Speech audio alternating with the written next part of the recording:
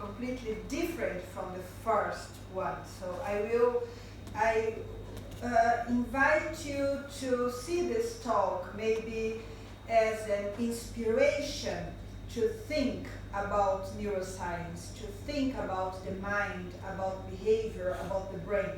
So what I will do is to invite you to have a glimpse in one of the most important novels of the 20th century, The Trial by Franz Kafka. And emerging into this world, we will have the possibility to imagine ourselves in a crazy world, in a surreal world. And by this way, we will think about schizophrenia and think about what takes place in the brain of someone who has this disease. So when I mention phenomenology, phenomenology is a field in philosophy, but also a field in psychiatry, which struggles to understand the mind from inside. So not only observing what the patient manifests in terms of behavior, but what is probably going on in his mind. That means in the way he perceives the world, in the way he thinks, in the way he makes connections. So this is phenomenology, and I believe that this book gives us some inspiration and maybe even some insight into phenomenological processes which take place during schizophrenia. So, in the beginning, imagine, just close your eyes and imagine that you awake in the morning, just a very normal, ordinary morning like any other morning.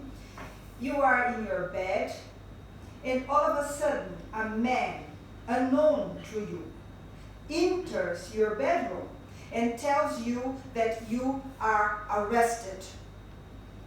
So you learn that this man is a guard sent to you by the law. Which law? So this man does not know, and he's not able to explain who has accused you, or what was your offense, what have you done wrong. He just tells you that he is fulfilling his orders, and his job is to inform you that you are, from this moment on, you are not a free man anymore. So begins The Trial, this novel written by Franz Kafka. So as I think literature can provide insight into internal states of mind and can contribute to neuroscience, whose most striking question is consciousness, and also contribute to psychiatry, whose most intriguing disorder is schizophrenia. So, I gave you the wrong talk again. So I had, I mentioned that this talk is actually based on a book chapter I wrote together with Professor Ziff. So imagine, Professor Ziff also studied schizophrenia and behavior and all this. We wrote this chapter together, which is part of a book.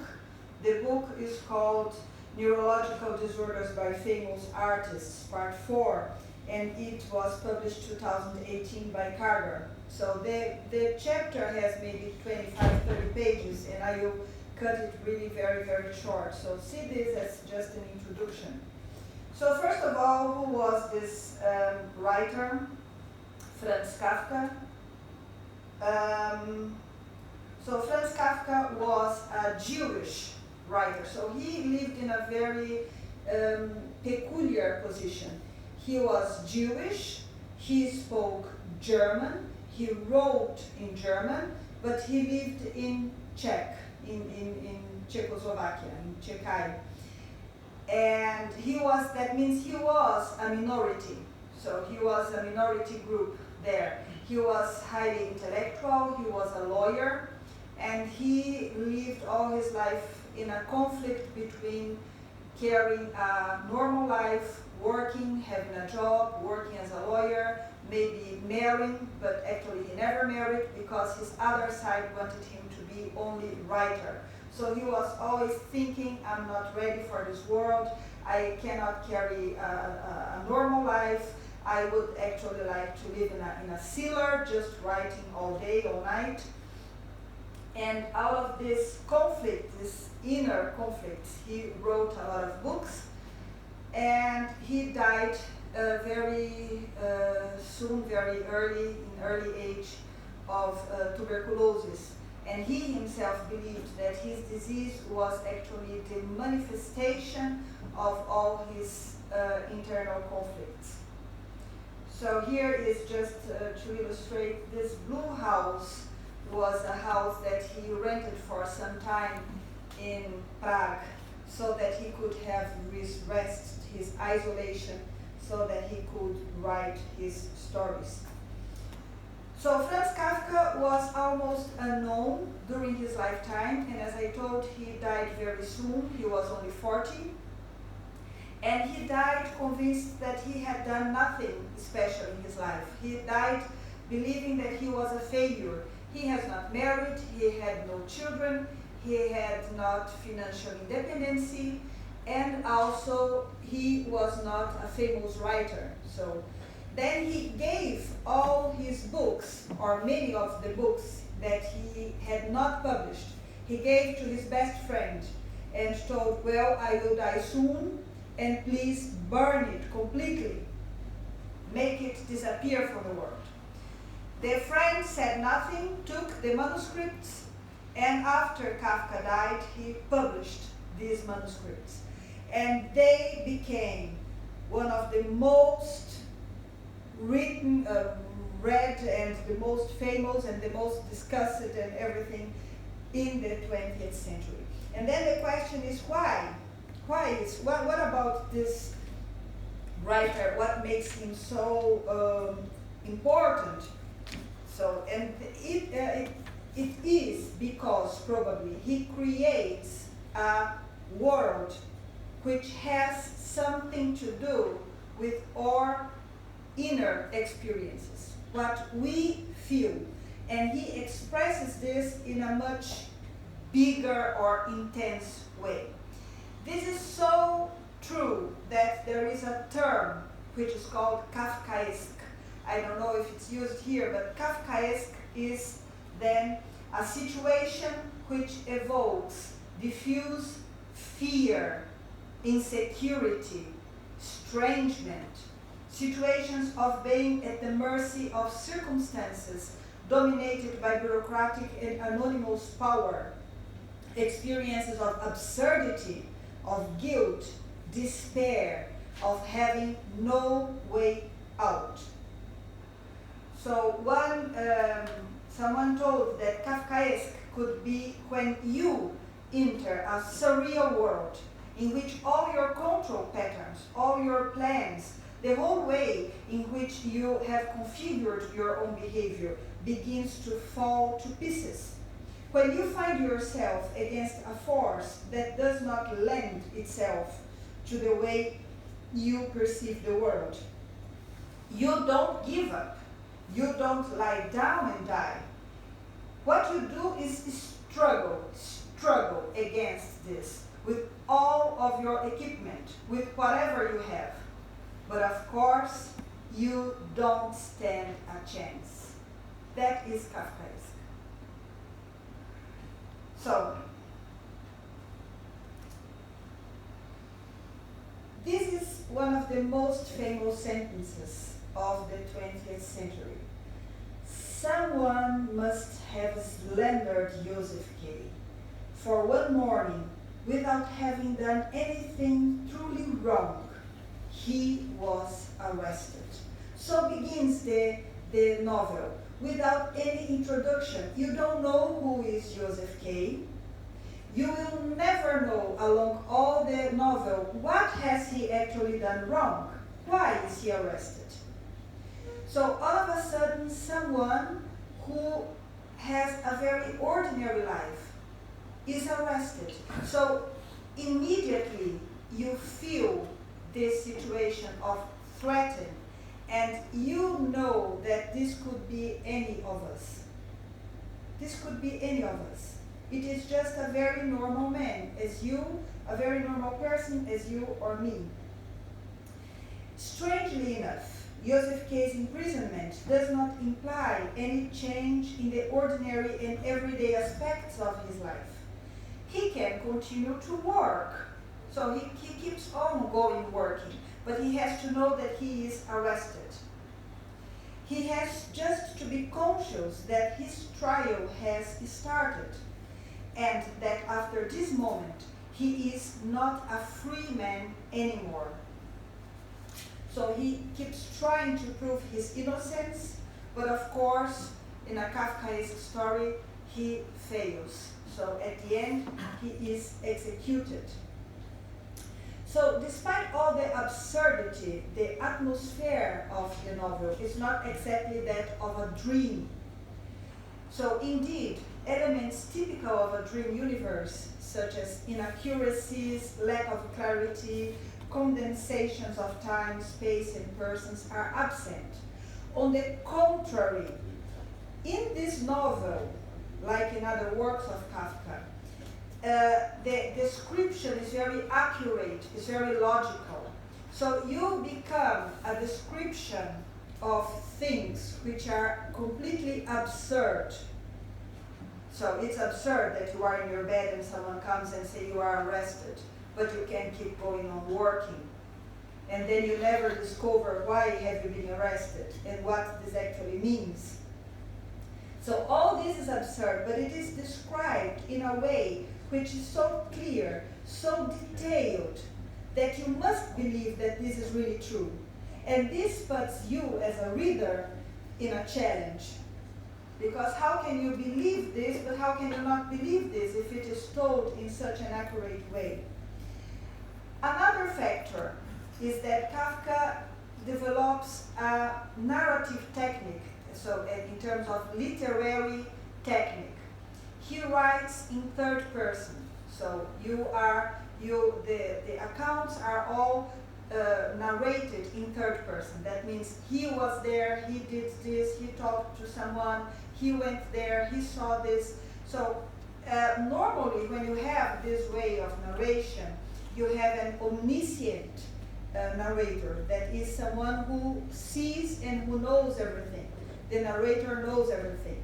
So you believe this narrator.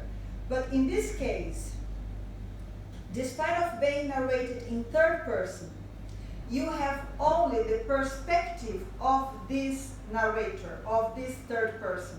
So he says, he went there and he did this, but you never have a glimpse of what the other person is thinking, or how the other person is perceiving things, what is really going on. You just have his perspective, the perspective of this first person, of this narrator, to understand what is going on. However, this narrator is completely lost and he is completely alienated. He does not know why he has been arrested. That follows that the reader cannot be otherwise as being himself also alienated and confused. So, and furthermore, this way of narrating things, imagine if I were telling to you what happened to me yesterday. Then instead of saying, well, I went to a restaurant, I had a wonderful dinner, and the food was very good, I begin to tell, well, she was at the restaurant, she had a dinner, and someone said this to her. Then you say, well, are you speaking about yourself, or are you speaking about someone else? This implies a dissociation of ego. So this gives you another estrangement feeling, another feeling of strangeness and perplexity. How do you speak about yourself in third person? So this technique of narration amplifies the surreal and discomforting atmosphere of the text, as it infers a dissociation of the ego. The narrator is reporting the impressions and thoughts of someone else, who apparently is not himself, but who can actually only be himself, as it is the only element to whom the narrator has complete access and through which everything is realized and experienced. So this splitting of self is also something that happens in schizophrenia, in autism. So, and this is something that you experience by reading this novel. So I want to now to go into another aspect of this novel, which also leads to this feeling of estrangement. And this is the architecture. This is how space is narrated in the novel. How the spaces look like. How are the spaces where things happen. So the spaces in the law, they are completely surreal, strange, and impossible. The stairs are too narrow, the ceilings are too low, and all the places are labyrinthine. So Joseph K., the protagonist, he gets lost over and over again. He gets lost, he doesn't know where he is, he needs help to go away, to find a way out, he needs help to find the right room. And not only this, but sometimes he is in a room which is in the opposite direction of the place where he came from, but then when he sees, he's in the same place again. So it makes the spaces, they are also illogical. And what I want to speak about is that when you have this, you have an experience of dissociation. There are two forms of dissociation: depersonalization and derealization. And these dissociations, they happen when the environment or yourself don't meet your expectations. And now we come a little bit into the brain. So because I'm speaking to neuroscientists and I'm only speaking about literature, this is strange, so let's speak a little bit about the brain. So we believe that we create like a landscape. So Chinese created the bússola. How you say this, bússola? To orient yourself on the sea. So you have to know where you are. And we have something like this in your brain. So if I go out here, I have an expectation what I will find, so that I can find the car again, or so that I can find the way out. There is a map, so we call this spatial navigation. No? But there is also a map. I have also a map in my brain about my body, so that I know how should I sit when I see a chair. So we all know this experience when you think that the chair is here and then the chair is too deep. So then you have this estrangement. What I mean is that we all build in our brains through our sensory pathways, vestibular, visual, proprioceptive. We build a map of the world and a map of ourselves, so that I know where I am. And this gives me also a sense of ownership. So if I take a pen and I have the sensory feedback that I really got the pen, this gives me the feeling that I was really the person who got the pen and that I really have the pen and the pen is there. So there is this this harmony between motor executive function, what I executed, what I did, and what I get back. This is in harmony. This was what I expected, and for this reason the world is okay. But if I go upstairs, but I come down, then I will think, well, maybe I have not done this. Maybe someone brought me down because I went upstairs. I know that I went upstairs, or have I not done this? So then I begin to dissociate. The world becomes strange, or I lose the sense that I am doing the things I want to do. And these are things which happen during schizophrenia. So in schizophrenia you have also something else. You begin, so it's proposed, nobody knows exactly, but it's proposed that you begin to pay attention to things which are your normal background, things that you don't pay attention to. For example, I am here, I'm not paying attention to the clock there, to the watch, because it's normal to have this here. I'm not observing the furniture here because it's something that more or less I have expected. I have seen rooms like this before, and it's not unpredictable to me. But if I begin, if I have a disease, which is schizophrenia, I might begin to lose what is called self-evidence, in a sense that I begin, for me, things begin to look strange. And I have this feeling that this room is strange. What is going on here? This room seems to me to be too long, or maybe it's too narrow, or maybe it's too high, the ceiling. There is here something going on.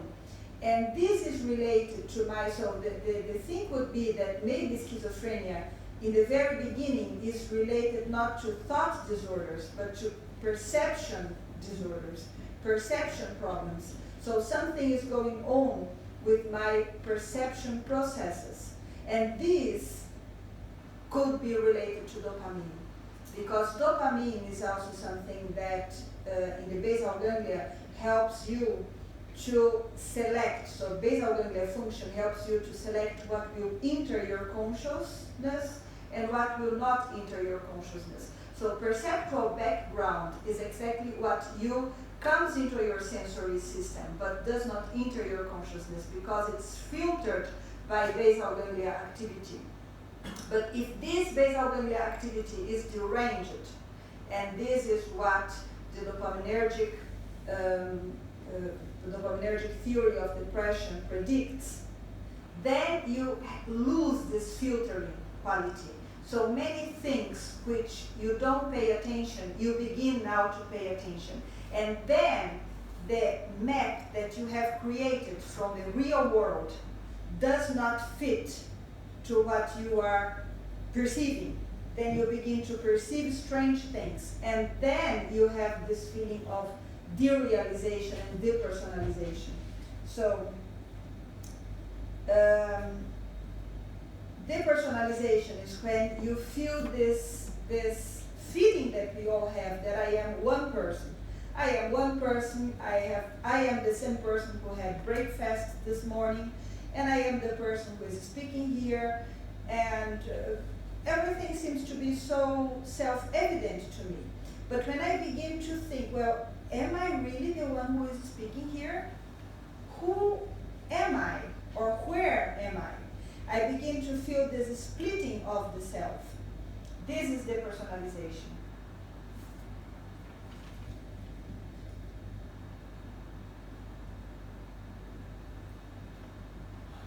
Derealization is the feeling that the environment is strange. So what loses here on self-evidence is not you with yourself, but the environment. Often both come together, so you have derealization and depersonalization. Probably many of you have had these experiences yourself. For example, if you have a panic attack, or if you are inside a traumatic situation, so you can say everything looked like as if it were a dream. So everything became very slowly. Things were slow. It was as if I were not myself, which was experiencing all this. So dissociative experiences are very frequent, but they are also they are also an aspect of schizophrenia. So now I would like to change and speak about another slightly different thing, which would be if we could read all this novel as the report of a schizophrenic mind. So it would be possible, this is a question or an invitation, if it would be possible to imagine that all the accounts narrated by Joseph K., that they are not real and they are really the report of a person with schizophrenia. So, indeed, when you begin to read the book, the first impression is that this is possible, that this interpretation is possible, because it seems in many situations that everybody is indeed persecuting him, that there is a group of people that everybody knows, that everybody is working together, but only he is apart and he is the one who is being persecuted for some reason he does not know. Delusion in psychiatry is a belief, when the patient believes something that is unwavering, that is resistant to every evidence of the contrary. For example, I believe that that you are all persecuting me, and even if you tell me, well, we never saw you before, and that makes no sense, and so forth, whatever you tell me, it will be impossible to change my conviction. So this unwavering conviction of something which is absurd, this is delusion. So, and we could imagine that this narration, that this novel could spring from the mind of a deluded person. But what is more interesting is not this. What is more interesting is that, as if I told in the beginning, is to use the novel to imagine the first stages of becoming mentally disabled. So what goes on in your perception, in your thought processes, that you think that you still are healthy but you are not? What happens in the beginning? Which is the change? As I told, we have very basic processes of perception, thinking, and this is so normal. I believe that my thought processes are normal. I believe what I think, and I also believe what I see. I believe that if I'm seeing you sitting, that you are really sitting. I have confidence in my brain. But what happens in the very beginning that you lose it? So the phenomenological psychiatrists in the beginning of the 20th century, they proposed that before you are deluded, so before you crystallize your delusion, your false belief, you have a prior period. Before this, you have a pre-stage which is called delusional mood. So,